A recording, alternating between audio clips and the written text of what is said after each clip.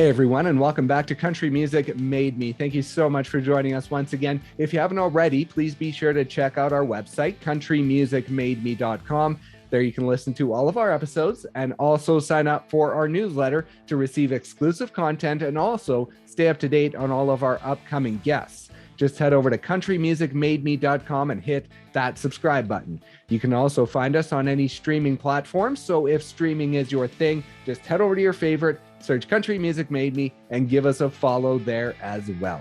On today's episode, we are excited to welcome Lexie Hayden. Now, Lexie grew up in a suburb just outside of Washington, and she was really inspired by country music, traveling to her grandpa's farm as a youngster.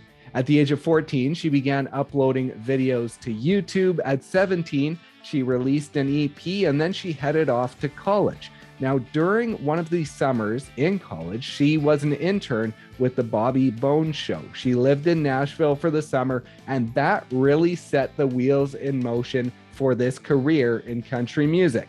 Shortly after graduation, she moved to Nashville and has been chasing a career ever since. So please enjoy our conversation with Lexie Hayden.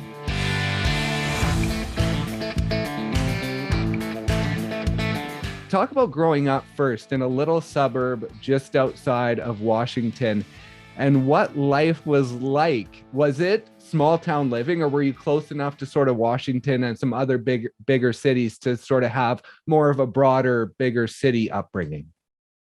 It was definitely the suburbs. My dad worked for the government, and now my brother works for the government. So I grew up in a very, a very intelligent family. And not saying I'm not smart. I'm only a little bit smart, but that was never my path, like at all. And so I just my mom grew up on a farm, and she grew up with a family farm and all that, she grew up in that upbringing in Southern Pennsylvania, where I just fell in love with it. And we would visit all the time, and we would, ride on the tractor and feed the goats and go to the farm and go fishing. And that was my favorite place in the world. And from a very young age, I was just really drawn to country music, and I just loved it so much. And it was all I wanted to do. And being in DC and the DC suburbs, it's kind of more of a rock music scene. Right. Yeah. Reggae, in DC. And I was always that random country singer. But I think that I started writing songs around 14 years old. And I started writing them. And really my first point of inspiration was my parents or my mom's family and their farm and that life up there and everything that I loved about it and how I felt that was where I was supposed to be. Yeah. And my first ever song that I wrote was called Feels Like Home. And it was about that. And that was the title of my first EP that I put out when I was 16. And it's literally about growing up where I was and wanting to be, in the country, which is so, because I feel when people also my mom grew up in that town and she couldn't wait to get out. It was get me out of here. And I was I want to go all the time. So I just loved that lifestyle. I was just very drawn to it. And, in high school, I put out music. I released music in high school when I was 16, 17 years old, and made my first music videos at 17, not anything good, you can still find them, but they're not. And then I went to college and just continued singing and singing and singing everywhere, every open mic on campus, every event on campus. I joined a sorority and I sang for every sorority event. It was just I just wanted to perform everywhere. Let's dive in a bit before we go too far, because I saw you mention the farm on social media, and I wanted to ask about your grandpa and the influence that he specifically had on this journey for you. Yeah. I lost my grandparents at a very young age, which was really hard for me because I lost my mom's mom when I was 16, and then my grandpa when I was 18. And that was 10 years ago. I'm 28 now. So it's been a long time without them. And I just think that, being up there with them was the happiest I ever was, and like being up there and doing all those things that we would do. Like he would work on the cars or pull us on the tractor or take us fishing or, just everything we did up there was like, I looked forward to those trips and I would stay there for weeks over the summer. And I think that he loved country music so much and he would have it on in his car all the time. And, he's the reason my mom loves like Vince Gill and Merle Haggard and like Willie Nelson. So I just think that it kind of came down the family line a little bit. And so I really wish that both of them could be here today to see like everything I'm doing. It inspired me a lot. And I wrote some of my first songs like on their porch, like in Pennsylvania, which it's funny that this was happening in Southern Pennsylvania because you wouldn't think it's so country there. But at the same time, I think there are a lot of parts of the world, which I just found out that Canada has a lot of country rednecks, whatever you want to say. Yeah. So I think you can just pick a spot in any state and there's some country stuff going on. Yeah, exactly. And now you mentioned he worked on cars. I believe there was a 62 Corvette that was passed down. And I wanted to ask about that and if that's still around and sort of the memories you have of that car. You are good. You are good. I'm like, what? Yes. Oh my gosh. Yeah. He loved cars. He kept every car. Like he kept every car, even cars that his parents had. Oh, okay. Like, he was like a car collector and like he worked on cars. So like his garage was bigger than his house. Oh, wow. Like his garage was like, and it was like so funny. Like I can still like distinctly like remember the smell of the garage. Like when you would walk in and there'd just be like so many cars. And like one side was just all the cars parked and the other side was where he worked on cars. So when he passed away, he, gifted each family member like a car, which when the cars are that old, you can't really do much with them. They just kind of sit around. So the Corvette kind of sat in our garage for like a really long time. Like I want to say like 8 years. And my mom finally sold it. I want to say a few years ago, but it was in our garage for a long time. But I mean, we couldn't do anything with it. It's like, it was just like there. And a lot of his cars are still in that garage because my mom's brother still lives in that house that they grew up in. And so those grandparents passed away when you were younger, but I saw that your grandma on your other side, I guess it would have been, she was one of the first people to hear your song randomly on the radio. I think it was like a year or two ago. Yeah. And that was the Women of iHeartCountry show.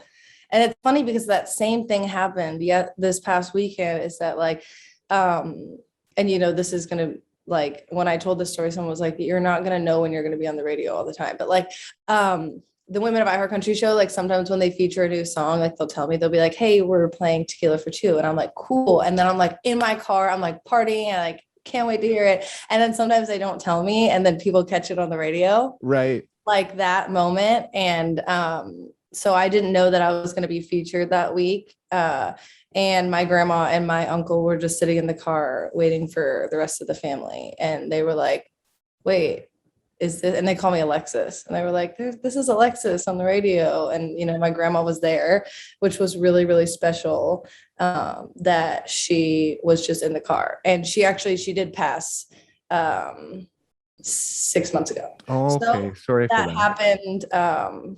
That happened like right before she passed away. So it was very special. I bet. So what did she mean for this journey? Like how proud was she when she heard that song on the radio? Do you know? Yeah. So she was so proud. And, it was so cool that my uncle got that video of her, saying, like that's Lexie Hayden, like in the video. And, I would play music for her all the time. And before, she was kind of like, she was on hospice and my dad would play her my songs, before she passed. And it was just a very special part, of my relationship with anyone in my family. I was really like the only one who sang and wrote music in my family, but everyone was very proud. And I lost all my grandparents and it's sad. It's a sad part of life, but they all meant so much to my journey. So yeah, family in general, it feels like has been a huge part of this journey for you. Without them, do you think you would be where you are today? No way. I don't know. I do not think so. No, without my family's support, it would have been really hard because I drew so much inspiration from their support and from their life and from, these trips we would take together and being with my grandparents and doing these things and having those moments with them. Everything was drawn from real life. So I don't think I would be here without my family. Right. And now I think it was around 13 that you got your first guitar. Talk about that guitar and where it came from and sort of how it came about. Did you ask for a guitar because you wanted to start playing, or did your family see that within you and thought, we're going to get her this and see what she does with it? I love that you are getting into these personal things that nobody does. My brother actually started playing guitar before me. So Okay. he's musical. And he was like in the School of Rock. We have this like School of Rock program. Right. Yeah. And have you heard of it? Yeah. And so he was doing that when he was young, like 10 or 11, 12, and he was playing electric guitar and he loves rock music. He loves like the Beatles, and he's just very into, well, now he's into metal, but he was very into rock music. And Okay. he had guitars before me. And it's funny because I'm 4 years older than him. Okay. Yeah. So he started playing very young. And I started I was listening to Taylor Swift and I was listening to Shania Twain and I was getting very inspired. And I was like, I know I can sing. I was like, what if I learned guitar? So I would start stealing my brother's guitars and teaching myself chords like on YouTube and online and stuff and teaching myself how to play. And I think it got to the point where then I was like, I want my own guitar. And my parents took me. I think my parents took me. I honestly don't even remember if they got it for me or if they took me, or because I think my first guitar was an Ibanez. And I got my first guitar, and that's when I really started learning and taking lessons and started posting YouTube videos when I was 14. Yeah. But my brother started playing first. Okay. And now when you started posting those YouTube videos, I saw you mention sort of you received some nice comments and you were like, ooh, I like this. I want to keep doing this. And I was wondering if you remember from the very beginning what some of the first comments were that really made you believe that you could do this. Yeah, it's really funny. I wish I could find that original comment because I posted a video of me playing live at a local venue and I was playing a Taylor Swift song, like nothing crazy. Okay. And I was 14 and I had my mom take like a very shaky video. Like if you see it, it's very shaky, like not good quality. Right. And I remember I posted it, and that's how Lexie Hayden came about too, is that, my real name is Alexis Keene. Okay. And Hayden is my middle name. And Lexie is obviously a nickname for Alexis, but my mom would let me use my real name on the internet when I was 14. Right. So I came up with Lexie Hayden as my username. Right. Fast forward to, 14 years later, and it is my entire life, my artist name, like everything. Yeah. And it was a username. And she called me when I was at the mall, and I remember that call, and she was like, somebody commented on your YouTube video, and it was something like so silly. It was something like this is so good, or like it was something like that wasn't even like that great. It was like, you're cool or something like that. It was like something really silly. Right. And I was like, oh my gosh, like I have a fan. Like I've got to keep doing this. And then I was like, I love YouTube. And this was when YouTube was like peaking when I was in high school. Like this was when YouTube was the only video platform. Yeah. And so I just made YouTube videos all the time after that. And just every day come home from high school and make a YouTube video. I mean, I was just like, I have like hundreds of YouTube videos from when I was in high school. It's really where I launched my career, honestly. Right. Yeah. And I wanted to talk about middle school. I saw within your writing, I think you had talked that you started to write a book in middle school. Is that true? Did you have the startings of a book? How did you know that? I'm not sure. I saw it somewhere. I did. I started to write a book. I still think about that book. Do you still have it? I still have it at my parents' house. Yeah. How far did you get and what sort of book was it? I got to like maybe like 85 pages. I started in middle school, and then when I went to high school, I did creative writing as like a course in high school.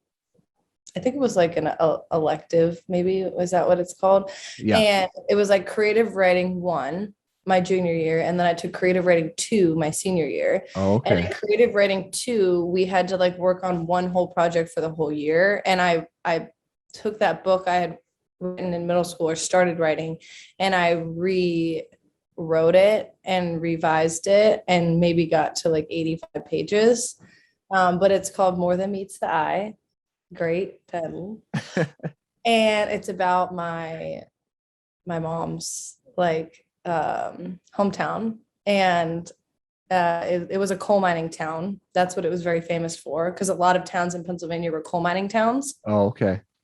And a lot of people in like the 1920s, 1930s, 40s, would work in coal mining. And a lot of people that my mom grew up with worked in coal mining. And then, it became a very dangerous job. I'm getting like way into this, but in the book, Marianna, Pennsylvania is where my mom grew up. And in like the 80s, the coal mine burnt down. And a lot of people lost their jobs, had no income, and the town was kind of like never the same after that. And in the book, I'm the main character. My name's Molly, and my brother is in the book, and his name is John. I don't know why I came up with his names. And we moved to Marianna, and we hate it, and we don't want to be there. And Molly ends up going back in time to before the coal mine crashes and tries to save the town. Oh, wow. So do you think you'll ever finish it? Probably not. You could license it for a movie, finish it, and then sell it and turn it into a movie.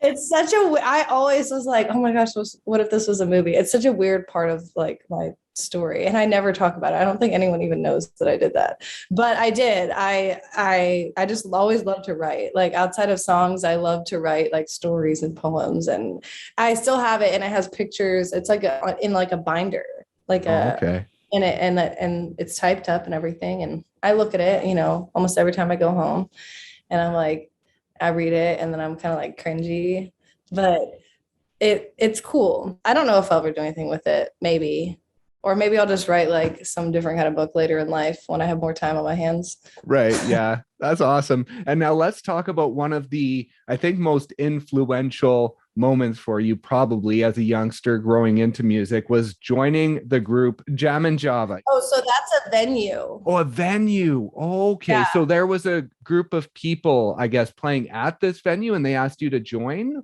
Or how did that work? So that venue was like the only like venue that I really played at in the area. It was kind of like our local venue, and I was doing guitar lessons at my local store, and we would kind of hang out, or not really hang out, but we would like rehearse as like a band on Friday nights, and rehearse at the store. Like all the kids that were like taking lessons, like we kind of became like a little bit of like a rock band. And you can find videos on YouTube. It's terrible, but some of those boys were actually in a band, and they were playing at Jammin Java, and I was there, and they invited me on stage. They were like, come up and sing a song. And I went up and I borrowed a guitar, and I sang a Taylor Swift song when I was 14. And that was my first YouTube video, was that shaky video after they had invited me on stage, because that was my first time ever performing like with a guitar, like singing on stage at a venue, that was the first thing I'd ever done like that. And the fact that it's on camera is kind of crazy. Like it's making me want to go back and watch it and just look at that rawness of like that first time I ever went on stage with a guitar. Do you remember that feeling of when you stepped on stage and that performance? And really, was that the moment you knew this is what you wanted to do for the rest of your life? I think so. I remember being so nervous. And you can hear it in my voice. It's very shaky in that video. But I think that when I got off stage, I heard someone saying like, oh my gosh, I have to get her autograph before she's famous. And I was like, am I the next Taylor Swift? Right. Yeah. It's funny. I got to go look at that video again, but my YouTube is like a nostalgic rabbit hole because there's a video for like every time in my life when I was in high school and growing up. Right. Because I made so many videos, which is just like growing up in the era of technology. Growing up was online. Right. You know? Yeah. Yeah, exactly. And now your first EP, Feels Like Home. When you were, I think, 17, you recorded that album.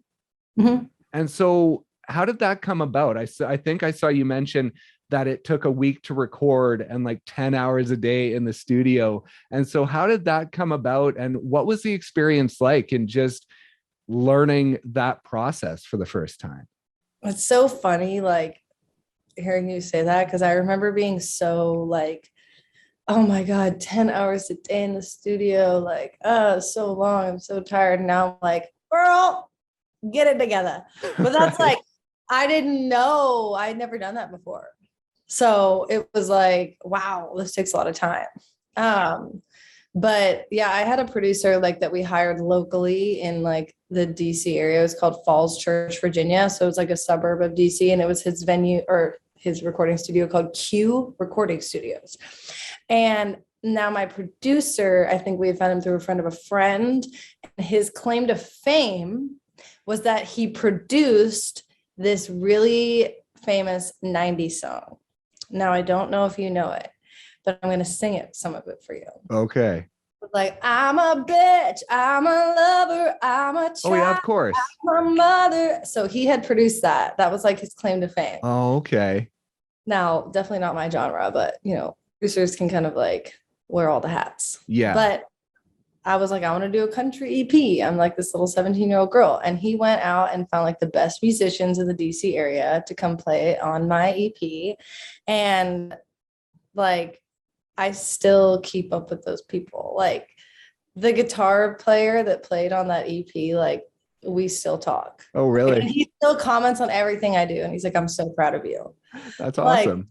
It's really cool. It was a cool experience. And the songs sound great. You know, I would not listen to those songs because I wrote them very young and I don't think they're good, but they're a part of my story. And I took them down off of Spotify and Apple Music when I released my first EP in Nashville, because it's just kind of like what you do, you know, Yeah. when you're releasing like something that's really real and professional and like what I sound like now. But you can still find them on my YouTube channel. Right. That's awesome. And now, so you went away to university and you talked about the Bobby Bones show and doing an internship there, which was a big turning point for you and the support that he's provided you ever since then. And so how did that opportunity come about in the first place? I was a music industry minor in college. So that was like what I was minoring in. And I wanted to get an internship that could be used for credits in my minor. Oh, okay. And so it could basically be like taken as a class. So if you got like a summer internship at somewhere music related, then it could count for like credits towards a class. So I decided to apply to a bunch of places in Nashville. And I was like, you know what? It'd be really great if I could move to Nashville for the summer and intern and figure it out. And so I applied to places like CMA or CMT or, you know, places I don't remember. I applied to a bunch of places, but all I remember is CMT and CMA. Like, I don't remember what else I applied to. Maybe Right. like publishing companies or labels or whatever. Like, I want to be an intern. And one of my friends in college was telling me about the Bobby Bones show. And I wasn't too familiar with them, but I knew they were like a nationally syndicated show. And he was like, they have interns. You should just like email the producer and apply. And so I emailed the producer, who at the time her name was Elena. and she's not the producer anymore. But I emailed her and was like, I'm looking for a summer internship. Like, here's where I go to school. Here's my resume, whatever. Right. And she was like, cool. Like, we'd love to interview you. Can you come to Nashville? So I flew down there for my spring break to do my interview. And it was a very short interview. And she was like, cool, you're hired. And I mean, It wasn't like I'm going to be doing rocket science at this job. Right. Yeah. And so then I moved down there in May. I think it was like, in May of 2014. And I was living in a 1-bedroom apartment with somebody else. Like, we were sharing bedroom. Right. Because I wasn't getting paid to be an intern. Right. Yeah. Like, which, I can't really like say more on that, but like I wasn't really like making the big bucks. And so I was like, slumming it, but also it was like the best summer of my entire life. And so I started my internship there, and there was like 11 of us interns, like way too many interns. Oh, wow. There was 11 interns. Like, there was no need for all of these interns, but they became like such a funny part of the show, and they don't have interns anymore on the show. Oh, so okay. This was one of the last batches of them, but like, they would talk about us on air. They'd be like intern Lexie or like intern Pamela or intern Stevie. And then they would have us send in show bits. Like, every night before we would come into work, we would send in 3 story ideas. Oh, okay. And then Bobby would read them, and he would rarely choose the interns' ideas. But when he did, you would be like, I sent that in. And it was just the best job ever. Like, you'd walk into work and like Jason Aldean would be there, Sam Hunt would be there, like Blake Shelton would be there. Like, I just looked like, as like a 20-year-old like girl, I was like, wow, I'm like never going back to school. Right. Like, I want to stay here. And Bobby found out I could sing on like my 3rd day of work. I think like some of the interns might have told him, and that was the moment where he brought me in to sing on air. And I hadn't even met Bobby yet. Oh, really? We had not met. We had not talked, nothing. And it was like 7 a.m, and someone was like, hey, Bobby wants to see you in the production room. And I was like, oh no, like, what's going on? Am I in trouble? Right. And I went in there, and they like sat me down and like put headphones on me. And Bobby was like, hey, I heard you could sing live on air. And he was like, and we heard you know this song. And he starts like pulling up the karaoke track to this song called Famous by Kelly Bannon that I had been singing all around the studio. Oh, okay. And he was like, show us what you got, basically. And there I sang live on air, broadcast to all of America at 7:25 in the morning. Oh, man. And so as a performer at that point in your life, were you a confident performer where you were like, okay, let's go, I'm playing this song? Or were you still developing and not necessarily sure of yourself within that moment? I'm going to get my computer charger real quick, but I'm going to keep talking to you. Okay, sure. I was confident, but at the same time, like, I was like in such a moment of like, I was so scared. Like, I had never performed on radio before. First of all, this is like someone that's like so famous. And I was really scared, and you could hear it in my voice. It's very shaky in the beginning of the video. And the video on YouTube is called Intern Lexie Sings Famous. Okay. And I was very nervous, but I mean, I think afterwards they gave me like a boost of confidence where they were like, that was really good. Like, once you got going, it was really, really good.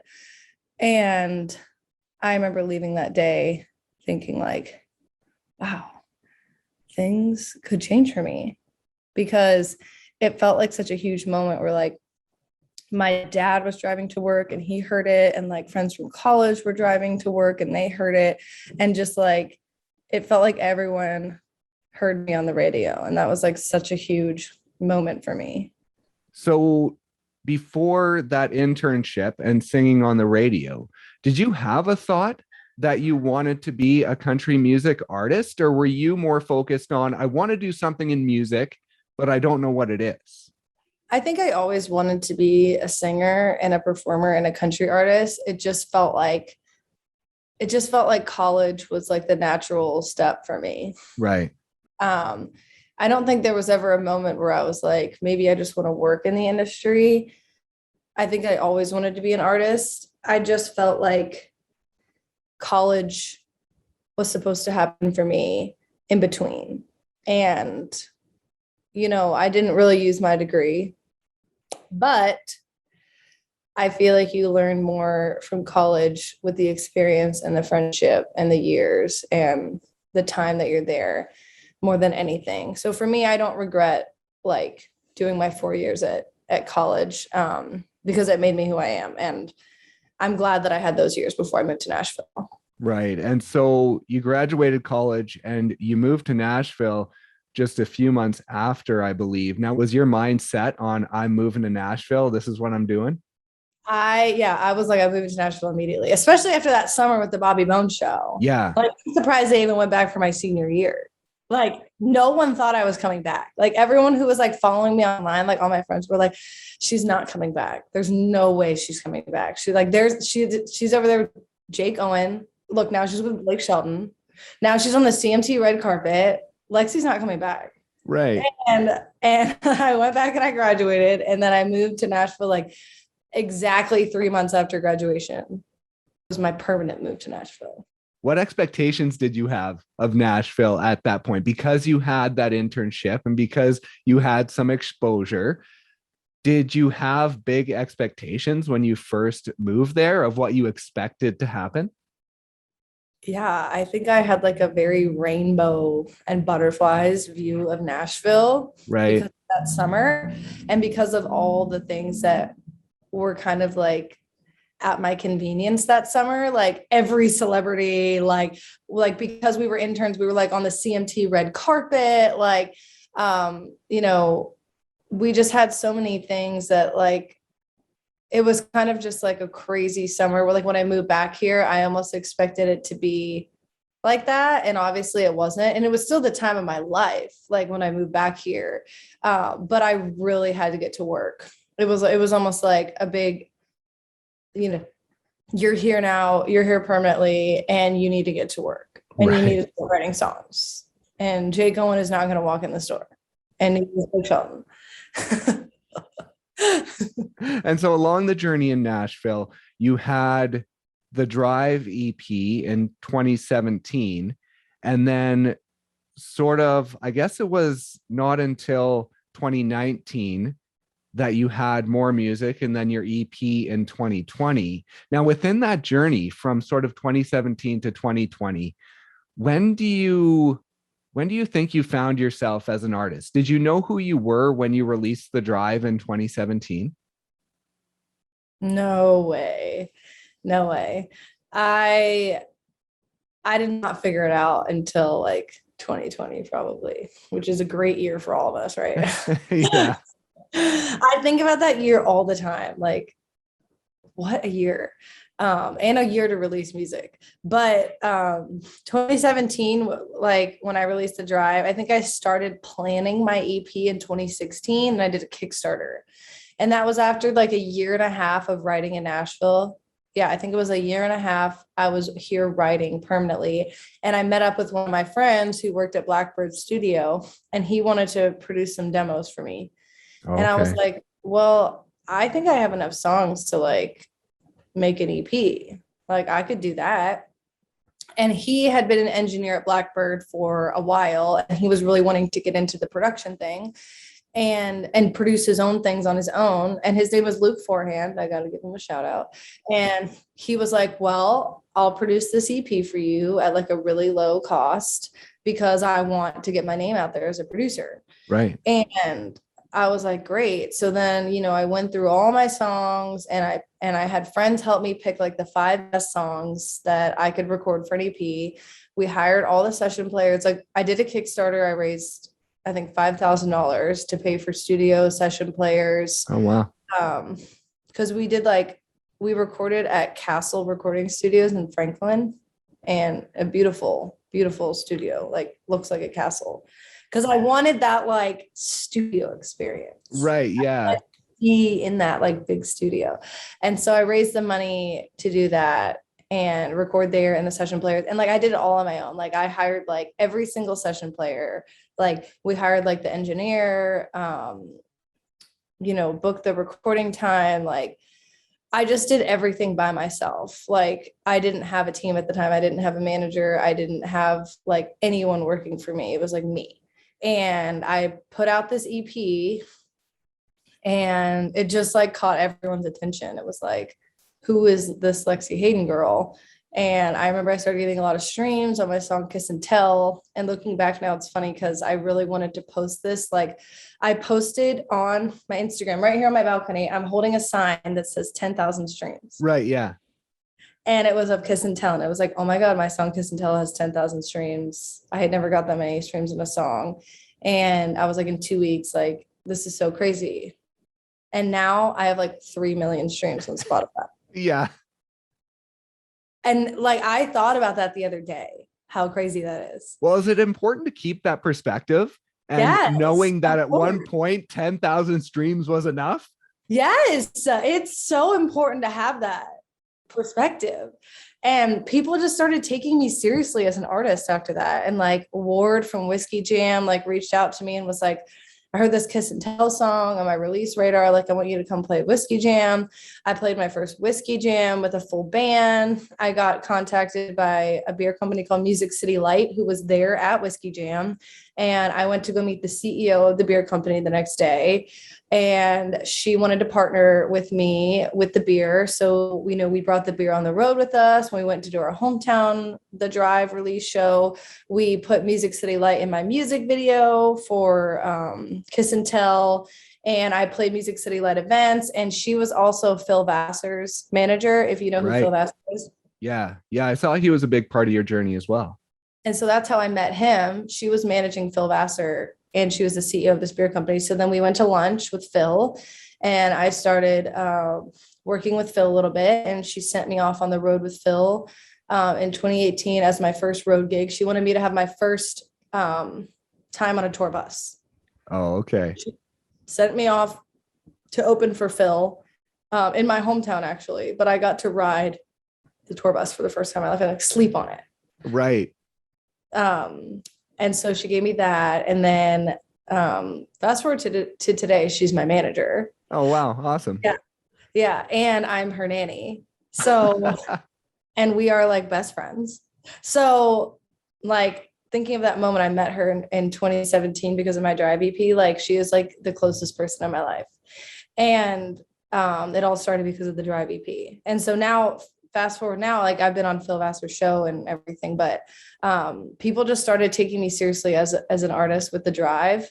And I started like getting in the room with like bigger writers and people just started like hearing the EP and being like, who is this Lexie Hayden girl? And that's when the opportunities started like coming in. Okay. And that's how I met my current producer, Derek George. Yeah, I was going to ask about him and how important he has been over the last few years in helping guide this journey for you. Very important. And, the reason he found me and took me seriously is because someone showed him the Drive EP. This girl named Caitlin Parmenter wanted to help me at the time. And she was doing management and she knew Derek George, family friend, and she took him the Drive EP or sent it to him or whatever and had him listen to it. And he was like, she's pretty good. And brought me in to write. So our first write was like at the very end of 2017. I think it was November 2017. It was just me and Derek. And I was super nervous to write with him because he had had a few number ones as a writer and a bunch of number ones as a producer. So I went into that write very nervous and I had a lot of song ideas just so I could like be the best version of myself. And I had this song title called You Heard Right. And I pitched it to him and he loved it. And the two of us wrote it together in a few hours. And after that, he was like, you're a really good writer. This is a really good song. And I really want to continue working with you. Right. And I think he realized, that I was a serious songwriter. And so then from that day on, I was like Derek's like person that he was helping build and he believed in. And he put me in the room with all these number one writers, Monty Criswell, who we wrote Relit Cigarette with, Michael White, who we wrote Sad Songs with, Chuck Jones, Tim Owens, like all of these huge songwriters who have all had number one hits. And I was in the room with them because of Derek. Right. And that's how we wrote that whole first EP. You Heard Right. That album was because Derek believed in me. And I signed to Derek in 2018. Oh, okay. So I have a production agreement with him. So he's like my person. So he has been a huge, huge part of my journey. Huge. Right. And now you talk about 2020 and sort of realizing who you were as an artist. Now, 2019, you released Wish You Would Have Cheated, I believe, September 2019. And that sort of kickstarted a lot of releases the end of 2019 and into 2020. And you started gaining traction. And so as the world began to shut down and you're just starting to gain this traction, what was that like as a newer artist to have that experience? Isn't that funny how so many people started gaining traction in 2020? Yeah. Like it was such a weird time, but also with the world shutting down, it was also a great time to like discover new artists and music. I think it had a lot of pros and cons that year. Obviously more cons than pros. Yeah. But I put out You Heard Right at the end of 2020, and I was definitely terrified because I had released the 2 singles before 2020. It was like Wish You Would Have Cheated came out in 2019, and then Relit Cigarette came out 2019, and then Somewhere Drinking came out like very early 2020. Yeah, February 2020, I believe you released it. Pre-pandemic. Yeah. And I was getting ready to release Go To, and I had just hired a publicist for the first time in my life. For March of 2020, I had hired a publicist. Oh, wow. Yeah. And then the world started shutting down, and I was like, great time to have a publicist. Can't do any live appearances. Can't go anywhere. Yeah. But, we made the most of it, and they, helped me get a lot of like live streams, like Instagram takeovers, like live streams with like The Boot or Wide Open Country. And then we got so many different like features on the song. So like, I wasn't able to do like in-person things, but there were so many things that like, that were offered like online because of the pandemic. Right. So yeah. we made the most of it. And then, what was my next song after that? Was it Sad Songs? Go To and then Sad Songs. Yeah. Yeah. Sad Songs came out a while after that. I think because it was just such a weird time. I was like, I'm going to wait. Right. Yeah. Music. So then Sad Songs came out September. So it was a while. And I really just think it was because of the pandemic that I waited that long to release another single. But Sad Songs then like kind of like turned everything, because Sad Songs was like the banger of the EP. Right. And yeah. it was my first song to be featured on the Women of iHeartCountry show, and with Amy Brown and Bobby Bones. And so that was my first time, like I getting an email from iHeartRadio and being like, we want to feature your song, Sad Songs. And that was my first time on national radio. That was my first time hearing my song on the radio. So Sad Songs was like a huge turning point for me because, and then it was like featured on 2 Apple Music radio shows. It was featured on like 3 Apple Music playlists, a ton of Spotify playlists. It just like, and then we ended up creating a whole music video for the song. Right. Yeah. And that song just became like a moment for me. And, I just, that song was such a special part. And then after that, I think was the whole EP. Yeah. Yeah. In December of 2020. Yeah. So yeah, after that was the whole EP, but Sad Songs was definitely like, I don't know if it was just like the most radio friendly song. But it just was very popular, and it was very surprising to me because I wasn't expecting that. Right. Yeah. So yeah, Sad Songs, and then the whole EP came out, and it's been a slow and steady uphill for me.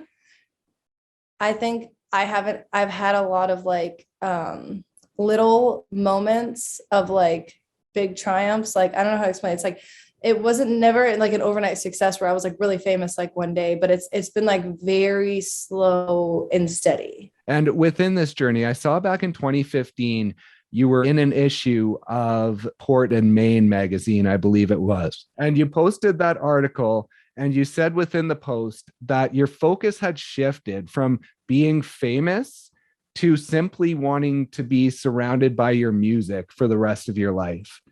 And so I said that? That's so awesome. And I was going to ask, is that still the mindset? Like, is it easy to have that thought at one point in your life, but really lose that along your journey as well?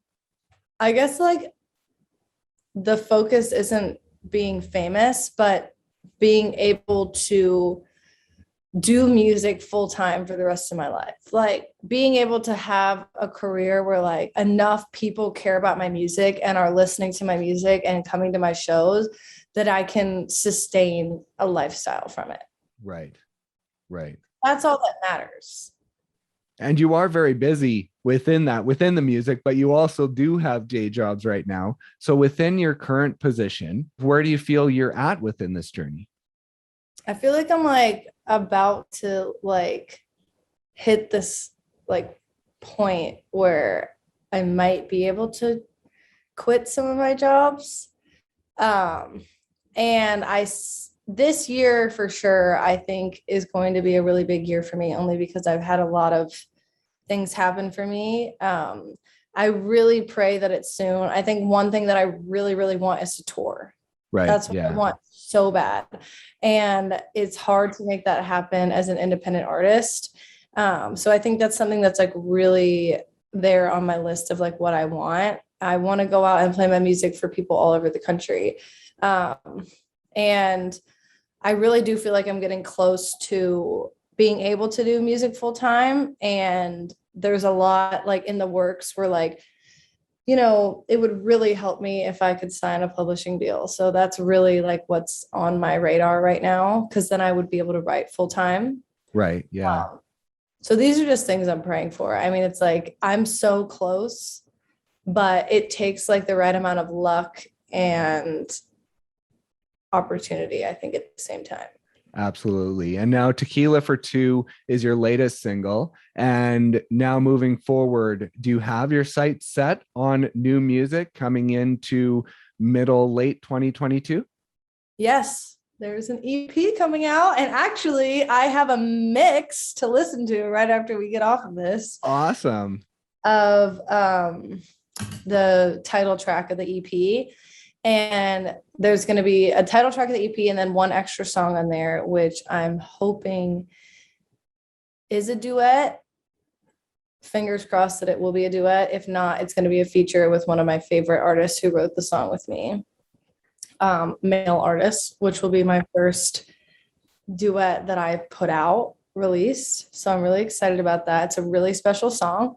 And so we have an EP coming, and then I'm just gearing up for the Bobby Bones shows in June. Right, yeah. Which I'm really excited about. But yes, there is an EP coming.